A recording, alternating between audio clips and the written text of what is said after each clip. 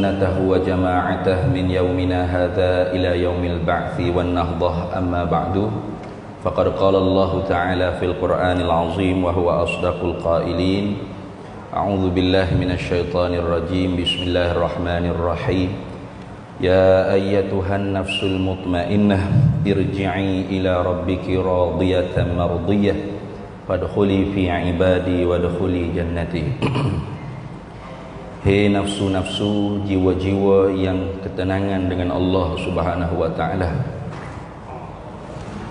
kembalilah kamu kepada redha pada Allah dan Allah taala redha kepada kamu, dan masuklah kamu sebagai hamba-Ku dan masuklah kamu ke dalam syurga-Ku. Shadaqallahu maulana al-azim.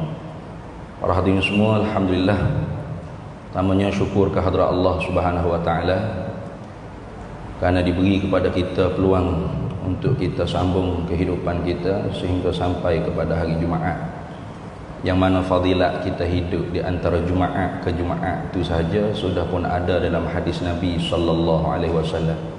Al-jum'atu bainal jum'ati mukaffaratun bainahunna idza jatanabal kaba'ir. Hidup antara Jumaat ke Jumaat itu saja Allah Ta'ala kifarat ampunkan dosa-dosa kecil kita. Syaratnya kita tidak mengerjakan dosa besar. Ini kelebihan yang Allah Ta'ala bagi. Nah, kita bernyawa, kita hidup sahaja antara Jumaat ke Jumaat. Maka patut benar kita kena syukur pada Allah Subhanahu wa taala dengan kurniaan daripada Allah, iaitu kita dapat duduk pada hari ataupun Sayyidul Ayyam, hari yang dikatakan penghulu bagi segala hari, hari yang dipanggilkan Yaumul Jum'ah, kerana hari Jumaat itu sendiri namanya Jumaat kerana kita dilatihkan dengan berhimpun. Kerana akhirat esok pun dipanggil Yaumul Jam'i, hari berhimpun. Jadi mana-mana orang yang tak biasa mari Jumaat, maka bila ditiup sangkakala yang kedua, terkejut dia kerana tak pernah diberi pun ketika mana hidup di dunia ni. Jadi orang yang biasa mari Jumaat tak terkejut dah. Kerana apa? Setiap hari Jumaat kita dilatih untuk turun ramai-ramai di masjid, beri pun ramai-ramai sebagai hari raya mingguan. Hari raya mingguan, dan kita nak dengar khatib kita berpesan supaya kita ni meningkatkan takwa pada Allah. Apakah takwa? Iaitu imtithalu awamiri wajtinabun nawahi. Buat apa yang disuruh oleh Allah Ta'ala dan tinggallah apa yang ditegah oleh Allah Ta'ala.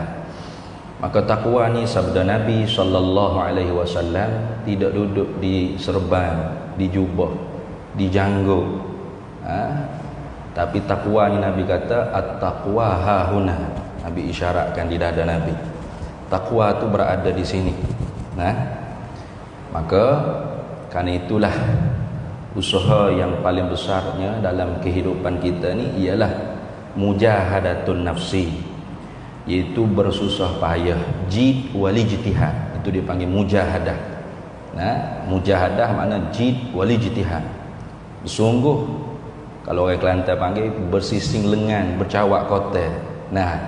Bukan suruh cawak sungguh, itu hero Tamil pula. Maknanya kinayah daripada bersungguh-sungguhnya dia. Apa bersungguh-sungguh apa? Untuk membersih diri dia daripada sifat-sifat yang dicela oleh Allah Ta'ala. Kerana manusia ni teripung pada dia segala sifat-sifat. Sifat malaikat pun ada di dia, sifat menata buas pun ada di dia, sifat syaitan pun ada di dia. Ni kita manusia ni teripung belaka. Sifat malaikat pun ada di kita. Sifat syaitan pun ada di kita. Sifat binatang bahaim ataupun binatang sibak dia panggil, binatang buah pun ada di kita. Maka terserah pada kita. Hak mana yang kita nak biar jadi malakah yang tetap dalam diri kita. Kalau kita tidak berusaha untuk membersihkan jiwa kita, diri kita, maka kita akan terjadilah orang panggil sifat binatang buas. Tu sebab tu kita tengok manusia boleh dia pergi bunuh mak pak dia, boleh dia bunuh anak dia sendiri, tak terfikir dengan kepala otak kita. Kerana apa tu? Kerana menatap buah sifat kebinatangan, hilang kemanusiaan dalam diri dia. Maka kerana itulah manusia ni satu makhluk Allah Ta'ala yang paling sempurna dijadikan oleh Allah. Laqad karramna bani Adam, sesungguhnya kami memuliakan anak Adam. Walaqad khalaqnal insana fi ahsani taqwim, sesungguhnya kami jadikan manusia ni sebaik-baik kejadian. Kalau kita kata malaikat ni tak reti nak derhaka dengan Allah Ta'ala. La ya'sunallaha ma amarahum wa yaf'aluna ma yu'maru. Tak reti nak derhaka sedikit pun dengan Allah Ta'ala. Hanya yang dia pandai buat apa yang Allah Ta'ala suruh. Kalau Allah Ta'ala suruh sujud, sujud. Sejak mula-mula kejadian sampai ni sampai ke bila-bila sujud. Tak letih, tak penat. Kalau rokok, rokok. Kalau qiyam, qiyam. Berdiri, berdirilah. Itu malaikat. Tidak kata sujud lama tu paling lama dah kita bersujud ni deh, letih berasa. Tak ada. Itu perangai malaikat.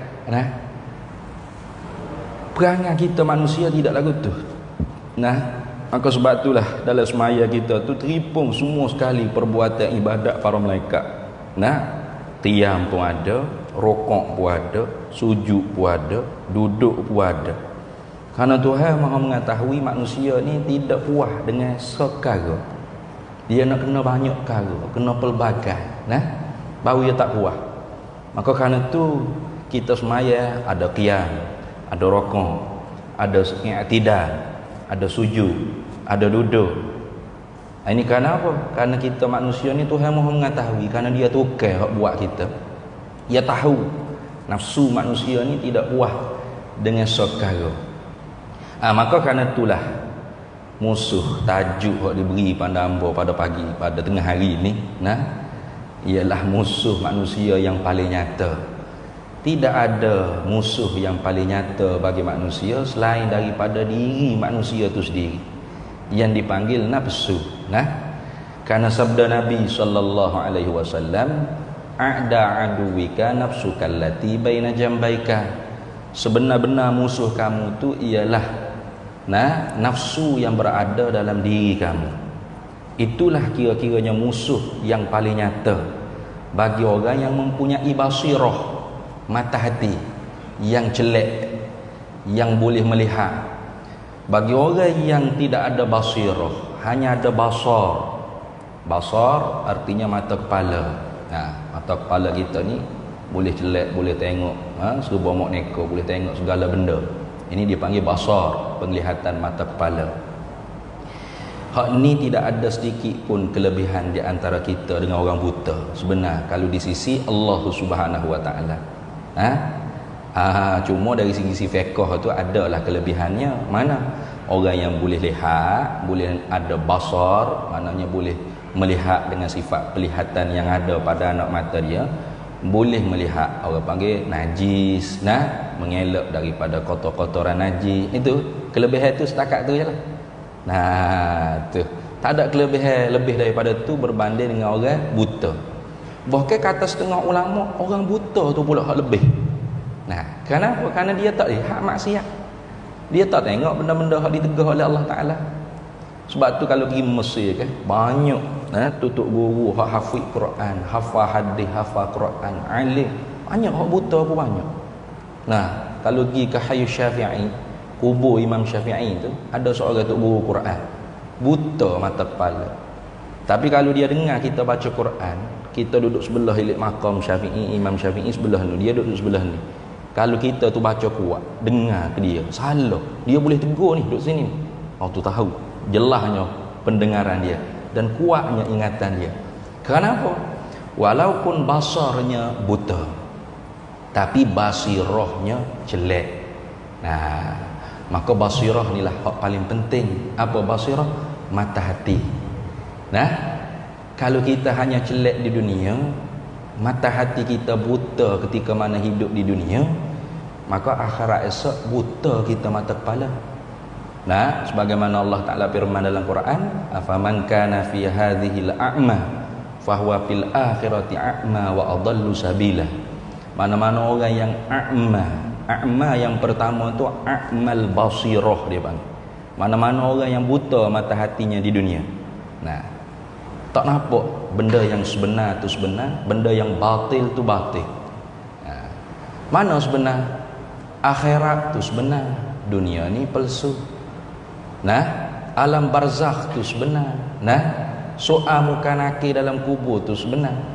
Nikmat syurga dalam kubur tu sebenar. Satu lubang daripada lubang neraka kubur kita tu sebenar. Nah, adapun dunia, kemewahan dunia, harta dunia, pangkat dunia, kemasyhuran dunia, kekuasaan dunia, ini batil. Ini palsu. Nah, habis dengan mati tu tak ada dah lah. Tengok hok berkuasa, hok hebat-hebat, hok menelan, hok gedebek, hok samsing, hok raja, hok hamla, apa lagi nak sebut, ikut gila, hok kaya, hatta Qarun, hok paling kaya sekali. Duduk di mana lah ni? Duduk dalam lubang tanah dah. Nah, sedikit pun tidak bawa harta dia. Nah, ni. Aduh. Tapi oleh kerana mata hati kita tu tidak jelek, tak nampak, maka kita duk tengok dunia ni lah sebenar, harta dunia ni lah sebenar, kemasyhuran dunia ni lah sebenar. Itu orang panggil a'mal basirah fi hadhihi dunya. Mana-mana orang yang buta mata hati dia di dunia, mata kepalanya jelek, boleh tengok segala benda mereka, tapi hati dia buta. Fahuwa fil akhirati a'ma, tu dia kata. Akhirat esok buta pula. Apa? A'ma di akhirat tu a'mal basar. Ada. A'ma yang pertama tadi a'mal basirah. Nah, a'ma yang keduanya ialah a'mal basar. Buta mata kepala. Buta mata kepala di dunia ni boleh orang tolong. Paling kurang pun ada tukar boleh berjalan. Nah, ada orang kesihan belah, orang tolong pimpin nak pergi ke mana mak cik, pak cik. Nah, buta. Nak litah jalan hang mari hamba bibik, hamba pimpin. Nah. Tapi kalau akhirat kita bangkit daripada kubur bila ditiup sangkakala yang kedua, itu tak ada siapa dia boleh tolong. Nah. Yauma yafirrul mar'u min akhihi wa ummihi wa abihi wa sahibatihi wa banihi likulli imri'in minhum yawma idzin sya'nun yughni. Al-Quran sebut.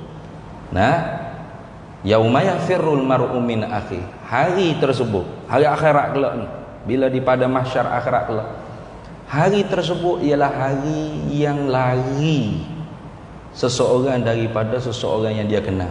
Nah, daripada saudara dia, adik-beradik dia, tak kenal adik-beradik. Wa ummihi wa abih, lari mak pak daripada anak.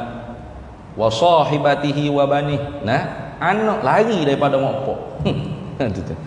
Tak kenal, nafsi. Tak sempat nak bercara tentang orang lain. Itu hari yang huru-hara. Maka cuba bayangkan kalau kita dibangkit akhirat kelak dalam keadaan buta mata kepala.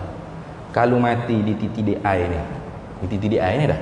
Nah, kalau kita mati sini, kubur kita sini, maka kita dibangkit akhirat kelak sini.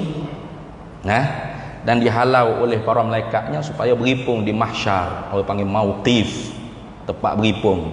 Nah, mana kata setengah ulamanya di Palestin. Nah, kata setengah ulama di Palestin, Allah Ta'ala saling bumi baru Palestin jadi tempat beripung manusia sejak daripada tu Adam sampailah manusia akhir daripada umur dunia. Kata setengahnya di padang Arafah. Nah, iaitu ketika mana kita pergi buat haji tu kan, dilatih dalam perbuatan haji kita tu wukuf di Arafah.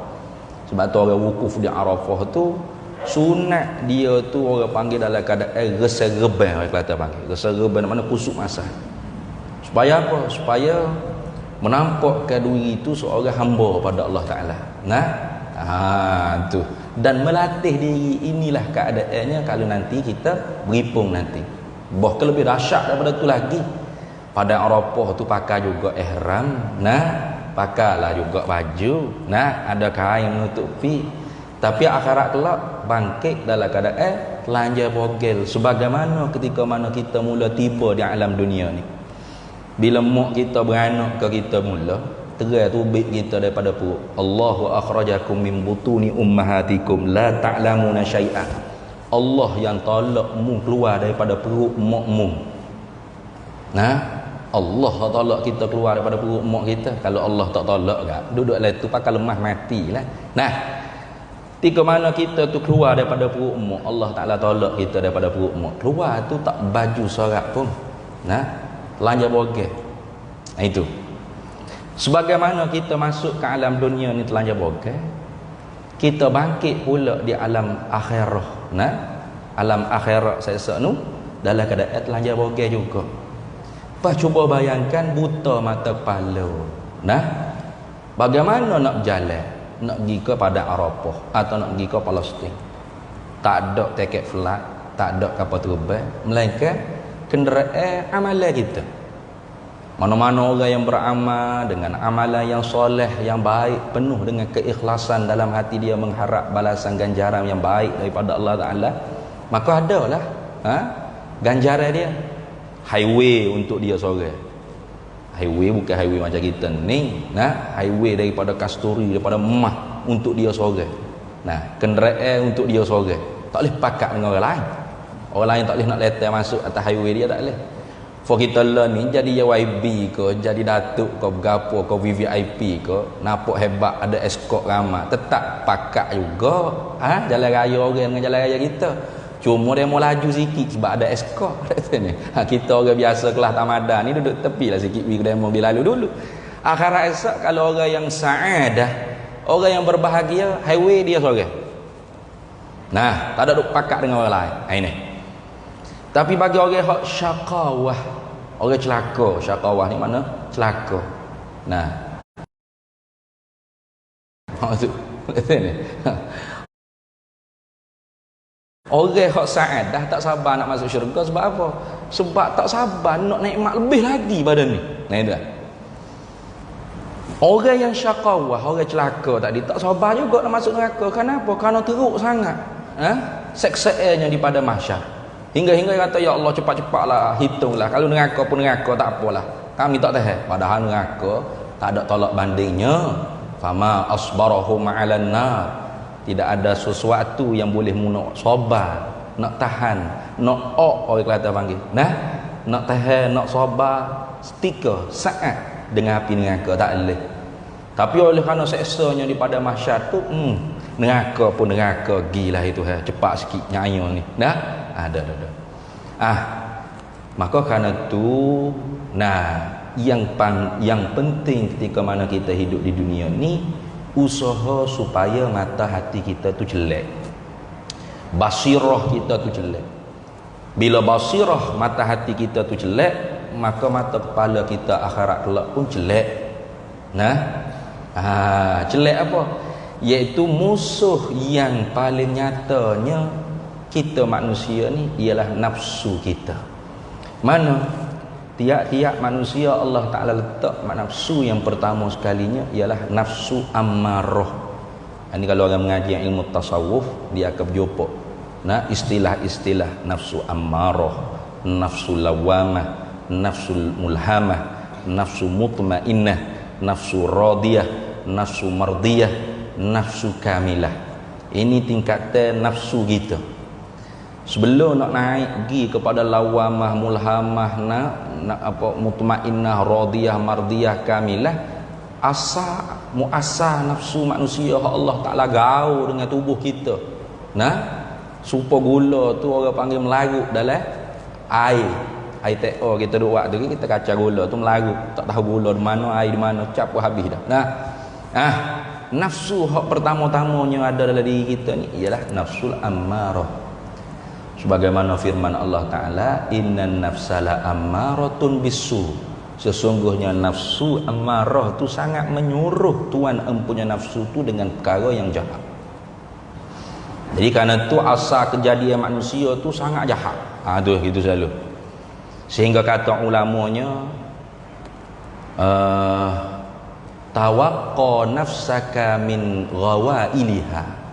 Tawaqqa nafsaka, kawal, jaga. Tawaqqa makna wiqayah, jaga, pelihara dirimu daripada tipu dayanya nafsu. Nah, kenapa? Fannafsul insan akhbathu wa asyarru min sab'ina syaitana.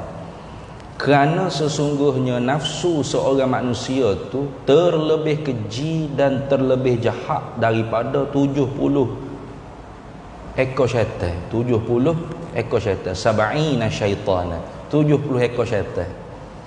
Kita duk ingat kata syaitan hak jahat. Nah, mana kata ni? Syaitan hak jahat memang dah.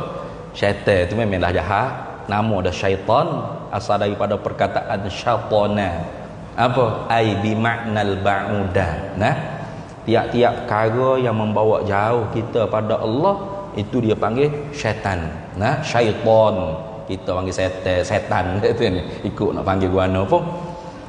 Tiap-tiap yang membawa kita jauh daripada Allah itu dia panggil syaitan. Nah, kita nak mari masjid, orang kata masjid semua mari duduk kedai kopi dulu. Syaitan. Itu ni. Itu syaitan. Walau dia orang pun syaitan minal jinnati wan nas. Ada syaitan daripada jin, hak tak nampak tengok. Ada syaitan tu daripada nasia. Hak nampak tengok. Hak kita nak mari masjid, nak mari dengar kuliah, nak mari mengaji. Dia kata mengaji semua. Mari kah enjoy jarang-jarang sekali. Dah lepok kedai kopi je. Tu syaitan tu. Lepas tu Rabbi a'udzubika min hamazatis syayatin wa a'udzu bika rabbi an yahdurun. Ataupun a'udzubillah minasyaitonir rajim selalu. Nah, isyarat ludah 3 kali. Jangan ludah sungguh atas muka orang nak punya marah ke dia kata ni. Tu. Kata mana mu tu. Kata syaitan dah mu ni aku nak pergi masjid ajak duk kedai kopi dia kata ni. Jadi syaitan tu kalau 70 ekor syaitan. Nak banding dengan nafsu kita seorang manusia ni jahat nafsu kita lagi. Gitu lah. Sebab tu bulan Ramadan walaupun syaitan tu telah diikat. Nah. Tu.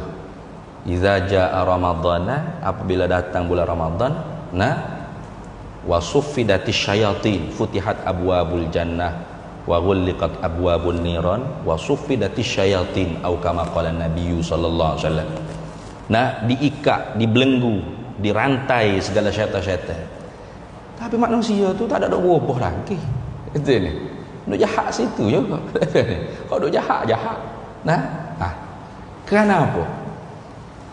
Kerana hak jahat sungguh tu bukan syaitan. Syaitan ni tugas dia je. Nah, tugas dia nak kita tu jauh dengan Allah Taala. Tugas dia je nak kita tu masuk sama-sama dengan iblis dalam api neraka. Tugas dia je. Hak sebenar-benar jahat sungguhnya diri kita tu. Mana asal hak jahat tu diri kita dah. Syaitan ni tukar kipas. Nah, tukar kipas. Nah, tu gitu. Nah, jadi kalau seorang tu memang dia tak lawan diri dia hak jahat tu, syaitan duk relax. Nah, syaitan dah ya. Ya selalu dah pakai jadi selalu dah. Nah, kalau orang tu alim kuat ibadah, tu syaitan kau kuat tu. Tu ke? Semakin alim orang tu, semakin kuat ibadat orang tu, semakin kuatlah syaitan mari dekat dia. Nah, kenapa? Karena dia tu duk mujahadah.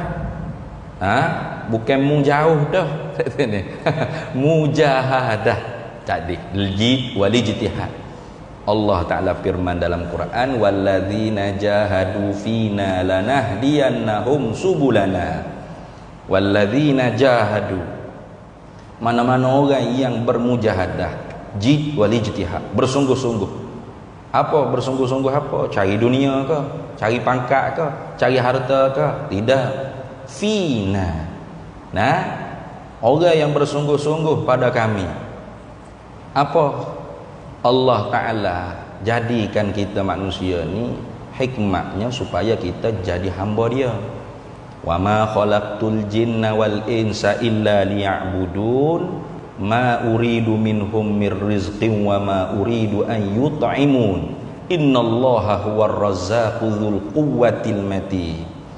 Tidak aku jadikan jin dan manusia ni melainkan hikmahnya supaya ibadat padaku. liya'budun, ibadat. Kenapa disebutkan liya'budun? Karena di dalam zahir ibadat tu adanya batin ubudiyah.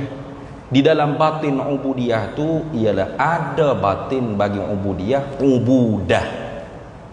Ibadat ni zahir hak kita taat pada Allah, rokok, sujud, kalau semaya kan? Kalau zakat agak zakat, ibadatul mal. Nah, dalam batin ibadah, nah, dalam batin penyembahan kita kepada Allah, ketaatan kita kepada perintah Allah, yang dikehendaki oleh Allah Ta'ala di dalam batin ibadah itu adanya ubudiyah, kehambaan. Nah, sekurang-kurang hamba kita buat memang untuk dia, kerana dia. Apa untuk dia? Kerana balasan baik dia. Dia berjanji kita syurga kalau buat baik. Nah, kita takut dengan api neraka dia. Itu paling kurang dah tu. Orang panggil ikhlas mukhlisi. Wa ma umiru illa liya'budullaha mukhlishina lahuddin. Tidak diperintah mereka itu ibadat pada Allah melainkan supaya ikhlas. Ikhlas apa? Ikhlas mukhlisin tu fardu ain. Mana kita semaya, kita puasa, kita buat apa saja kerja ibadat ni, harap-harapnya balasan baik daripada Allah Ta'ala. Nah, itu dia panggil hamba Tuhan. Kalau buat kerana nak orang puji, nak orang kata kita dermawan, nak orang kata kita ni alim, kuat ibadat, baik, soleh, hak selain daripada hak Allah Ta'ala berjanji, nah, maka kita tu hanya zahir sahaja beribadat, batin kita tu tidak ada ubudiyah, tidak ada kehambaan pada Allah. Di dalam batin ubudiyah tu ada lagi kehambaan yang paling tinggi daripada ubudiyah, dipanggil ubudah. Tu tinggi dah tu. Tinggi dah tu. Nah, anak ubudah, iaitu dia tidak buat apa hak Allah Ta'ala perintah kerana Allah. Nah, liu apa? Wasbir nafsaka ma'al ladzina yad'una rabbahum bil ghadati wal 'ashyi yuriduna wajha. Itu olehmu dengan orang-orang yang menyeru manusia kepada Tuhan dia, tapi seru orang pada manusia tu kerana apa? Liyuriduna wajha, kerana nak zat Allah Ta'ala, semata-mata nak ke Tuhan itu. Tu nak Tuhan, nak apa ke Tuhan? Sebagaimana kalam Sayyidi Syekh Sultanul Auliya Aidan, ilahi hai Tuhanku, nah, anta engkaulah maksudi tepat tuju hatiku, tak ada hal lain dah. Waridhaka matlubi, redamu, kepuasanmu lah hak aku tuntut. Nah, a'tini mahabbataka wa ma'rifataka, berikan kepada aku. Nak biar Tuhan kata kita hamba dia semati, tak ada benda lain, tak ada hamba syurga, hamba pahala. Ini dia panggil ikhlas mukhlasi. Nah, ikhlas mukhlasi tinggi lagi. Hak tadi ikhlas mukhlisin, ini ikhlas mukhlasin. Apa? Ikhlas hak Allah Ta'ala sendiri pelicing hati dia daripada aghyar akdar masih wallah. Aghyar mana barang yang selain daripada Allah, akdar mana keruh-keruh cuma-cuma duniawi. Nah, nak tak ada dalam perut dia. Itu hamba ni lah hak Tuhan kata hamba. Nah, hak Tuhan kata inna ibadi laisa laka alaihim sultan, inna ibadi, sesungguhnya hamba-hambaku. Itu dia panggil hamba khusus. Kita ni hamba Allah Ta'ala belaka. Nah, tanya demo hamba Tuhan ke? Oh ya, hamba Tuhan. Mulut nak mengaku hamba Tuhan, kalau kau bukan hamba Tuhan, kafir selalu. Dah hamba siapa lagi? Nah. Kena rakyat hamba Tuhan. Awak hamba Tuhan ke? Ya, saya hamba Allah. Memang kita ni ibadullah, abdullah, hamba-hamba Allah, hambanya Allah. Nah, dengan lidah tu wajib kena jawab lagu tu. Nah, tapi sahibul bait adraka ma fi, tuan rumah tu dia tahu apa yang ada dalam rumah dia. Mana kita tu tahu perut kita sendiri tu gapo hak ada. Nah, kita sendiri tahu apa yang ada dalam jiwa kita. Betul ke aku hamba Tuhan? Kau hamba nafsu, hamba bini, hamba suami, hamba piti, hamba harta, hamba duit, hamba pangkat, hamba kuasa. Tanya balik. Itu masing-masing orang lah, kita tak boleh nak tuduh orang lain. Nah, masing-masing orang kena tanya, aku betul ke hamba Tuhan? Ada. Jadi hak fardu ain tadi ikhlas mukhlis, nafah demi nafah, dianya tak boleh kalau lupa dengan Allah Taala. Sedar dia ingat pada Allah Taala. Tepat yang patut kena ingat ke Tuhan pun kita tak ingat ke Tuhan. Mana aqimis solata li zikri, Tuhan kata dirikan sembahyang tu li zikri, untuk ingat aku. Lagi ingat ke Tuhan. Nah, selain daripada tepat ingat ke Tuhan pun sentiasa ingat ke Tuhan. Napah demi napas. Nah, bertenang dia dengan Allah Taala. Itu. Orang nafsu hak mutmainnah, tumakninah dengan Tuhan, bertenang dengan Allah Taala ni. Tuhan kata irji'i diyanahum subulana. Pasti kami akan tunjuk ki jalan tersebut, jalan nak sampai kepada kami. Ini. Jadi kerana itu kita semua ni jangan putus asa daripada rahmat Allah. La taqnatu min rahmatillah. Qul ya ibadiyalladzina asrafu ala anfusihim la taqnatu min rahmatillah. Kata hai Nabi Muhammad sallallahu alaihi wasallam. Royak, ceramah, kempen hai Nabi Muhammad sallallahu alaihi wasallam. Ya ibadiyalladzina, hai hamba-hambaku. Kita ni hamba-hamba. Nah, hamba-hamba umum dia panggil. Asrafu ala anfusihim, yang melampaui batas dengan melakukan dosa di atas diri kita. Kata apa? La taqnatu mir rahmatillah. Jangan putus asa daripada rahmat Allah Taala. Buat baik Allah Taala jangan. Nah, jangan putus aku taubat pun buat pula dosa, malah aku taubat ngaku pun ngaku sungguh jawab dia. Jangan. At-taibu minaz zambi kaman la zambalahu. Orang bertobat daripada dosa tu seperti mereka yang tiada dosanya. Maka sebab tu berdosa lagu mana banyak sekalipun kita tobat senantiasa. Karena air mata yang mengalir karena penyesalan an-nadmu dipanggil. Penyesalan tu itulah yang membersihkan jiwa kita. Sebaliknya amal ibadat yang banyak kita buat dengan kerah hati kita. Saya ahli syurga, banyak ibadat saya, banyak pahala saya tak pernah buat dosa. Itulah cebisan daripada takabur yang dimurka oleh Allah Ta'ala. Al-kibriya uridai paman naza'ani anni bahwa aduwi. Bermula takabur, mana rasa kita lebih baik pada orang lain. Ana khair, aku lebih baik. Nah,